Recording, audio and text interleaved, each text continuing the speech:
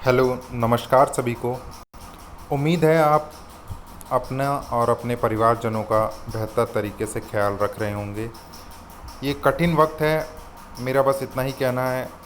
देखिए, पास्ट में भी कठिन वक्त बहुत आए हैं और वक्त हमेशा बीत जाता है और अच्छा वक्त भी जल्दी आएगा, ऐसी उम्मीद है। सो इसी के साथ शुरुआत करता हूँ अपनी इस वीडियो की।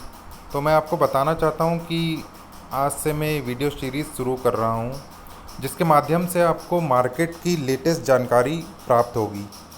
तो अगर आप शेयर मार्केट में इन्वेस्ट करते हैं या फाइनेंशियल नॉलेज रखना चाहते हैं कि आसपास देश दुनिया में क्या चल रहा है, तो ये वीडियो आपके लिए बहुत ही हेल्पफुल होगी। तो मेरी आपसे यही राय है, आप डेली इन वीडियोस को देख सकते हैं और अपनी नॉलेज बढ़ा सकते हैं और उसके आधार पे अपने इन्वेस्टमेंट के डिसीजंस और बेटर कर सकते हैं। मैं स्टार्ट करता हूँ अपनी वीडियो को आज के इंडिसेस को लेके। स्टार्ट करते हैं निफ्टी 50 से। देखिए, आज निफ्टी 50 लगभग 1.5% से डाउन था, जो कि अच्छी खासी गिरावट मानी जाती है। और अब बात करते हैं निफ्टी बैंक की, जो कि हाईली वोलाटाइल है एज़ कम्पेयर टू निफ्टी 50। तो ये भी लगभग 3.5% से डाउन था।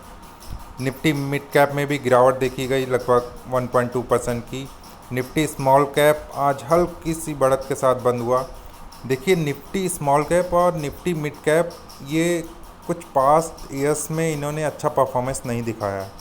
तो मेरा क्या मानना है कि जैसे मैंने इन सबको ट्रैक किया और इनकी इंडस्ट्रीज़ देखी, इसमें जो स्मॉल कैप और मिड कैप में जो इंडस्ट्रीज़ आती हैं उनके परफॉर्मेंस वगैरह, तो मेरा क्या मानना है कि स्मॉल कैप और मिड कैप आने वाले वक्त में कुछ अच्छा कर सकते हैं। लेकिन मेरी राय आपसे यही है कि देखिए, मैं आपको सिर्फ एजुकेट कर सकता हूँ।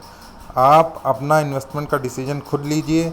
आप पहले रिसर्च करिए, मेरी बातों को सुनिए, उसके बाद रिसर्च करिए, उसके बाद अपने परिवारजनों से या अपने इन्वेस्टमेंट एडवाइज़र से या आपके एक्सपीरियंस से जो भी आपने अनुभव किया हो, उन सबको मिला जुला के एक अच्छा बेटर इन्वेस्टमेंट डिसीजन लीजिए। तो मुझे लगता है कि आने वाले वक्त में स्मॉल कैप और मिड कैप अच्छा परफॉर्म कर सकते हैं। इनके म्यूचुअल फंड के थ्रू आप थोड़ा थोड़ा पैसा इनमें सही समय पर लगा सकते हैं। तो वीडियो को आगे बढ़ाता हूँ, बात करता हूँ इंडिया विक्स की, जो कि वोलेटिलिटी को दर्शाता है। तो देखिए कितना हाईली वोलेटाइल है अपना इंडियन मार्केट, क्योंकि इसकी आज बढ़त के साथ ये बंद हुआ है लगभग 5.7%। निफ्टी आईआईटी में हल्की सी गिरावट थी। नाउ बात करते हैं निफ्टी फार्मा की। तो देखिए, निफ्टी फार्मा में भी कोई खास बढ़त नहीं थी। निफ्टी पीएसयू बैंक भी 1% की बढ़त के साथ बंद हुआ और निफ्टी रियल्टी में भी अच्छी खासी गिरावट थी 3% की। निफ्टी ऑटो भी 2% से डाउन था। और बात करें निफ्टी एफएमसीजी भी 1.5% से डाउन था। निफ्टी एनर्जी 0.3% की गिरावट के साथ बंद हुआ। निफ्टी मेटल में 2% की गिरावट थी। निफ्टी 500 में 1.3% की गिरावट थी। और देखिए, निफ्टी नेक्स्ट 50 में 1% की गिरावट थी। देखिए, निफ्टी नेक्स्ट 50 में आप ज़रूर अपनी नज़रें गड़ाए रखिए, क्योंकि जो निफ्टी के नेक्स्ट 50 शेयर्स हैं उसका इंडेक्स ये दर्शाता है। तो इस पे आप ज़रूर थोड़ा ध्यान दीजिए। अब बात करते हैं अपने अंतर्राष्ट्रीय बाज़ारों के इंडेक्सेस की। देखिए, ये मैं आपके लिए स्लाइड लाया हूँ जिसमें सभी देश के आगे उनके इंडेक्सेस भी लिखे हैं और उनका क्या चेंज रहा है और परसेंटेज चेंज भी लिखा है। देखिए, बात करते हैं अपने डाउ जोन्स की, यूनाइटेड स्टेट को जो रिप्रेजेंट करता है। तो उसमें चेंज आया लगभग 42 पॉइंट का, जो कि 1.5% की गिरावट दिखाता है लगभग। और बात करें S&P 500 जो भी यूनाइटेड स्टेट को दर्शाता है, तो इसमें भी लगभग 1.24% की गिरावट थी। और बात करें अपनी ऑस्ट्रेलिया कंट्री की, तो इसमें लगभग 2% की गिरावट थी। और इसी तरह से ये सारे अंतर्राष्ट्रीय इंडेक्सेस हैं जो कि आप पॉज करके इत्मीनान से देख सकते हैं। देखिए, फिलीपींस का मार्केट भी लगभग 5% से डाउन था। साउथ कोरिया भी लगभग 5% से डाउन था। फ्रांस का CAC 40 इंडेक्स भी देखिए 1.5% की गिरावट लगभग दर्शा रहा है।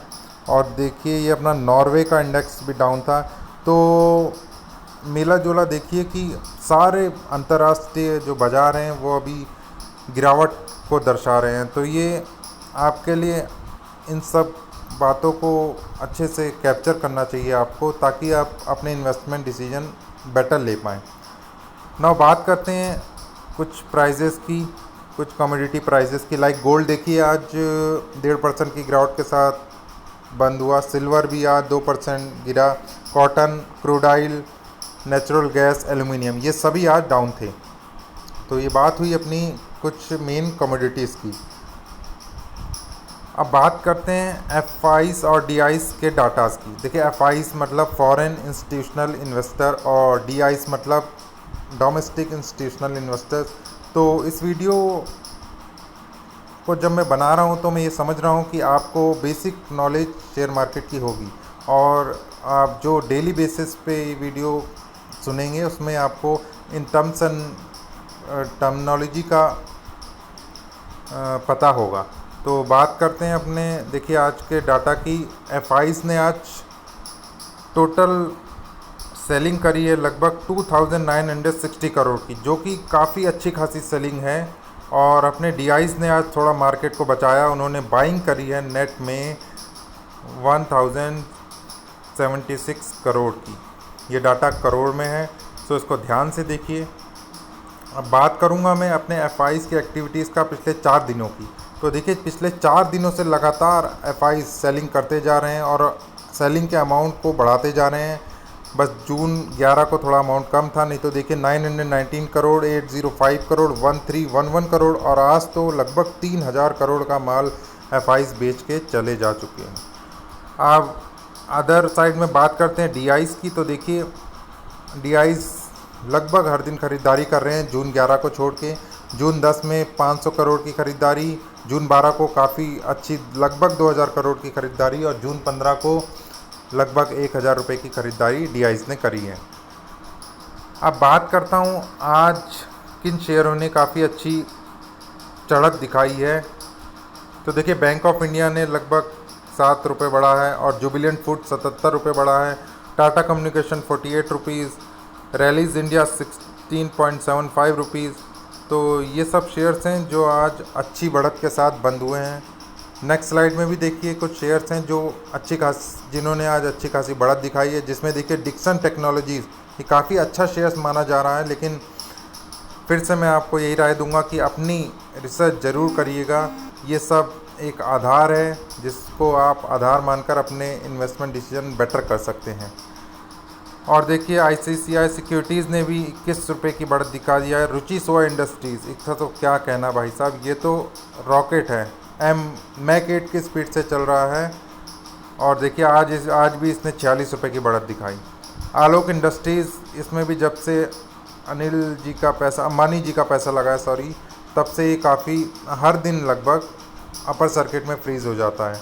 और नेटवर्क 18 भी देखिए आज 1.70 रुपये की बढ़त के साथ बंद हुआ। अब बात करता हूँ आज किन शेयर ने बैड परफॉर्मेंस दिखाई। तो देखिए भेल ने, जो कि उम्मीद थी, क्योंकि भेल के क्वार्टरली रिजल्ट काफ़ी ख़राब आए हैं, लगभग 50% से प्रॉफिट डाउन हुआ है। इंडसलैंड बैंक जो काफ़ी तेज़ी दिखा रहा था पिछले कुछ दिनों में, आज वो भी डाउन था लगभग 37 रुपये से। सुंदरम फाइनेंस को देखिए, टाटा मोटर डीआरवी सेक्शन, हाँ ये डीआरवी सेक्शन का है क्योंकि इसका प्राइस लगभग 42 रुपये है, क्योंकि टाटा मोटर्स का जो मेन शेयर है उसका प्राइस लगभग 100 रुपये के ऊपर है। तो ये डीवीआरई सेक्शन है, तो इसने भी मंदी दिखाई, आज 2.5 रुपये से ज़्यादा में ये बंद हुआ। आरती इंडस्ट्रीज़ भी आज गिरा। क्यों गिरा इसकी वजह मैं आपको आगे वाली स्लाइड में बताता हूँ, देखते रहिए। बंधन बैंक भी आज 15 रुपये लगभग गिर गया। केपीआर मिल भी आज गिर गया। टाटा मोटर्स देखिए, ये है वो शेयर जो 100 रुपये से मेन शेयर है, ये जिसने भी आज गिरावट दिखाई, क्योंकि टाटा मोटर्स के भी क्वार्टर रिजल्ट कुछ खास नहीं आया, इसने भी बहुत ज़्यादा लगभग 10,000 करोड़ का नेट लॉस दिखाया है। एक्सिस बैंक जो कि काफ़ी अच्छा शेयर माना जा रहा है आने वाले समय के लिए, इसने भी आज गिरावट दिखाई। तो देखिए एक्सिस बैंक के निगाहें गाड़ी रखी, ये अपने लगभग 52 वीक लो के आसपास ही आने वाला है। तो आप इसको थोड़ी थोड़ी क्वांटिटीज़ में, फिर से मैं डिस्क्लेमर दे रहा हूँ, अपनी रिसर्च के बाद और अपने इन्वेस्टमेंट एडवाइज़र या अपने दोस्त या फैमिली सबसे राय मशवरा करके शेयर में, इंडिविजुअल शेयर्स में ख़रीदारी करिएगा। अब बात करते हैं और कुछ शेयरों की जिन्होंने आज काफ़ी गिरावट दिखाई। देखिए, पेज इंडस्ट्रीज़ लगभग 770 रुपये गिरा है। बजाज फाइनेंस ने भी आज गिरावट दिखाई। मामी ने, JSW energy, AU small bank finance, NTPC limited, ICICI bank, तो ये सब, इन सब शेयरों ने आज काफ़ी गिरावट दिखाई है। अब बात करते हैं मार्केट की कुछ खास न्यूज़ की, जिसके आधार पे आप बहुत ही अच्छे इन्वेस्टमेंट डिसीजन ले सकते हैं अगर आप इन सब शेयरों में इन्वेस्टमेंट करना चाहते हैं या आपने इन्वेस्टमेंट कर रखी है ऑलरेडी। तो देखिए, बर्जर पेंट्स जो हैं उन्होंने ऑफ़र किया है एंटी माइक्रोबायोलॉजिकल पाउडर कोटिंग, जो कि मेडिकल इंडस्ट्री में यूज़ होगा और ये काफ़ी न्यू तरह का पाउडर कोटिंग है। सो आप समझ सकते हैं कि इससे कितना फ़ायदा होने वाला है बर्जर पेंट को। सन फार्मास्यूटिकल्स ने भी देखिए, और हिमका enters into exclusively license agreement, ये आई लुकमिया करके ये जो दवाई है, आई थिंक ये यूज़ होती है किसी डिसीज़ के प्रिवेंशन में, कुछ जेनेरिक डिसीज मुझे अभी ध्यान नहीं आ रहा। तो इसके संग सन फार्मास्यूटिकल्स ने पैक्ट किया है कि मिडिल ईस्ट और नॉर्थ अफ्रीका रीजन्स में ये दवाई का लाइसेंस लेगा। तो ये भी एक अच्छी न्यूज़ है सन फार्मास्यूटिकल्स के लिए। और देखिए, TCS crystalline launch to help enterprise accelerated SAP, ये कुछ इन्होंने लॉन्च की हैं अपनी सर्विसेज, जो कि अच्छा माना जा रहा है TCS ग्रुप के लिए। अब बात करते हैं US international trade commission as root, ये बहुत इंपॉर्टेंट खबर है। देखिए, महिंद्रा एंड महिंद्रा के बारे में मैं इसको पढ़ रहा था, मैंने न्यूज़ देखी थी, इसकी डिटेल न्यूज़ पढ़ी थी। तो माना जा रहा है कि जो रॉक्सर मॉडल है महिंद्रा का, वो कॉपी बताया जा रहा है जीप मॉडल की। तो शायद ये केस भी हार चुके हैं, तो इसकी वजह से देखिए लिखा भी है इसमें कि महिंद्रा एंड महिंद्रा का रॉक्सर मॉडल जो है वो बैन कर दिया गया है सेल के लिए US में। अभी US में ये बैन कर दिया गया है। तो ये काफ़ी ख़राब न्यूज़ हो सकती है महिंद्रा एंड महिंद्रा के लिए। अच्छा मॉडल था और कुछ जीप की तरह लग भी रहा था ये, तो आप इस न्यूज़ को डिटेल में पढ़िएगा, आपको ज़्यादा जानकारी हासिल होगी। देखिए, अब बात करते हैं, इन्फोसिस ने डिजिटल लर्निंग प्लेटफॉर्म लॉन्च किया है यूनिवर्सिटी स्टूडेंट वर्ल्ड वाइड जो यूनिवर्सिटी स्टूडेंट हैं उनके लिए काफ़ी अच्छा सॉफ्टवेयर है। तो और इन्फोसिस बहुत ही अच्छी कंपनी है, तो आप इस न्यूज़ पे ज़रूर निगाह गाड़ी रखिएगा। और देखिए, Eicher Motors Royal Enfield said that bookings have come to pre covid, ये मान रहे हैं कि रूरल एरिया से काफ़ी डिमांड बढ़ रही है रॉयल इनफील्ड की, तो अब इनकी बुकिंग वापस से आ रही हैं, अच्छी बुकिंग्स आ रही हैं।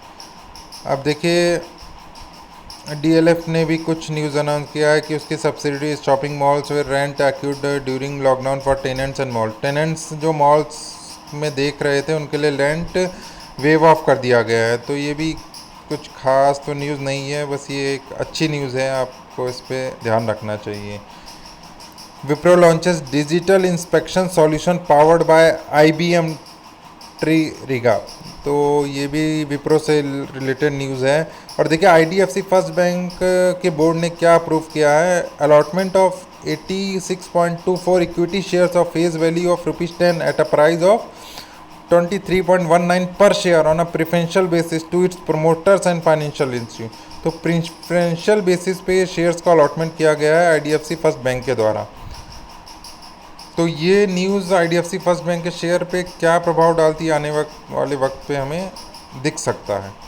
ना बात करते हैं रिलायंस इंडस्ट्रीज़ की। देखिए, आज रिलायंस इंडस्ट्रीज़ के जो पार्शली पेड शेयर थे उनकी लिस्टिंग हुई और काफ़ी अच्छा गेन रहा उसमें, लगभग मुझे जहाँ तक ध्यान है 70% से ऊपर गेन में लिस्टिंग हुई है आज इस शेयर की, और उसकी वजह से रिलायंस का शेयर भी अच्छी खासी बढ़त के साथ आज बंद हुआ।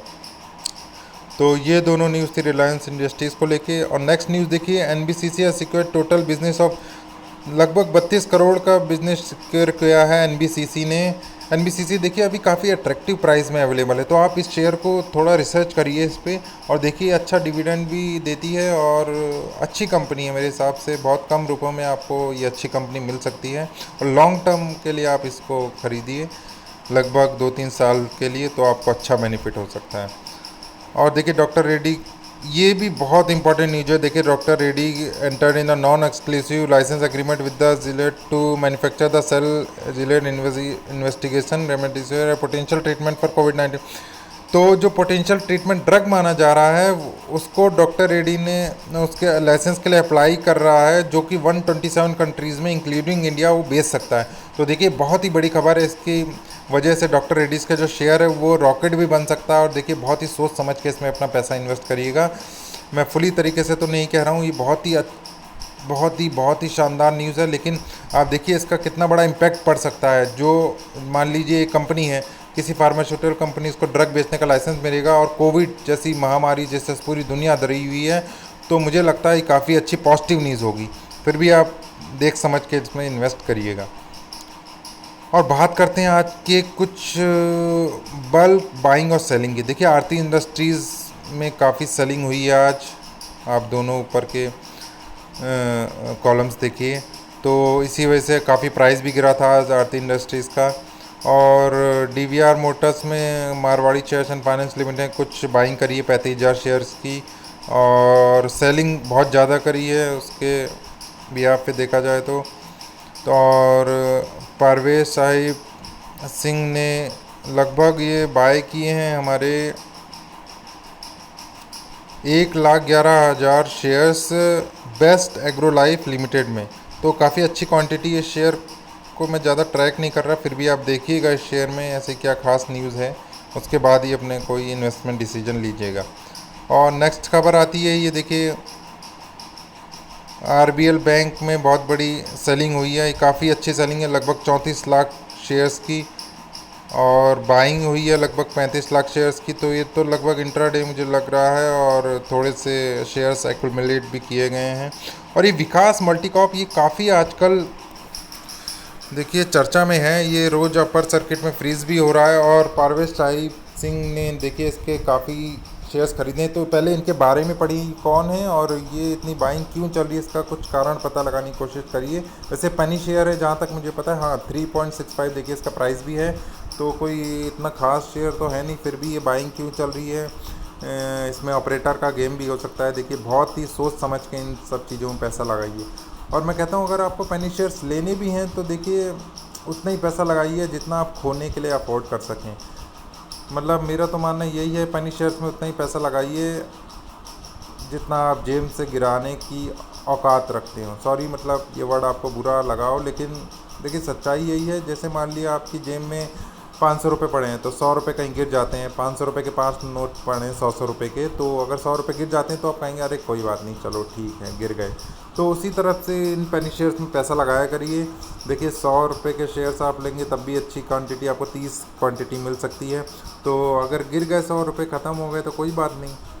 तो आई होप आप समझ गए होंगे।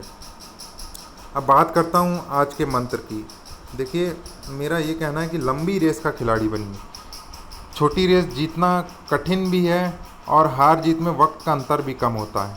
तो मेरा मानना है कि आप लॉन्ग टर्म इन्वेस्टमेंट में थोड़ा ज़्यादा ध्यान दीजिए। देखिए, ट्रेडिंग, इंट्राडे, इन सब के मैं ख़िलाफ़ नहीं हूँ, फ्यूचर एंड ऑप्शंस, लेकिन इन सब के लिए आपको अच्छा एक्सपीरियंस भी चाहिए होता है। और थोड़े ये और देखिए, इस बात से आप इनकार नहीं कर सकते, ये सब खतरे से भरे गेम है।